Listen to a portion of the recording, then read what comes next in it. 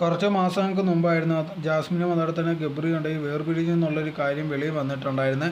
ആ സമയത്തുണ്ടെങ്കിൽ അത് കള്ളമെന്നുള്ള രീതിയിലൊക്കെ ഒരുപാട് പേര് പറയുന്നുണ്ടായിരുന്നു. പക്ഷേ കുറച്ച് കഴിഞ്ഞപ്പോഴത്തേക്കുണ്ടെങ്കിൽ അത് സത്യം എന്നുള്ള രീതിയിൽ മനസ്സിലായി. അത് കഴിഞ്ഞപ്പോഴത്തേക്കുണ്ടെങ്കിൽ പെട്ടെന്ന് ഒരു ദിവസം ഗബ്രിക്കുണ്ടെങ്കിൽ ആക്സിഡൻറ്റ് വയ്യാതൊക്കെ ആവുന്നതൊക്കെ ഒരു സിറ്റുവേഷൻ വന്നിട്ടുണ്ടായിരുന്നു. ആ സമയത്തുണ്ടെങ്കിൽ ജാസ്മിൻ ഉണ്ടെങ്കിൽ വരികയും കാണുകയും അതുപോലെ തന്നെ പൂവൊക്കെ കൊടുക്കുകയൊക്കെ ചെയ്തിട്ടുണ്ടായിരുന്നു.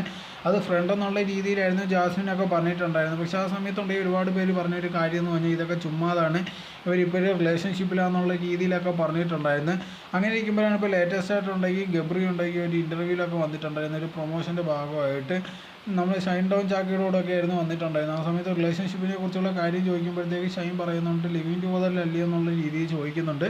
ആ സമയത്ത് ഗബ്രി പറയുന്നത് അങ്ങനെയൊന്നുമില്ല, ഞാനുണ്ടെങ്കിൽ ഇപ്പോൾ റിലേഷൻഷിപ്പിലൊന്നും അല്ല, സിംഗിളാണെന്നുള്ള രീതിയിലായിരുന്നു പറഞ്ഞിട്ടുണ്ടായിരുന്നത്.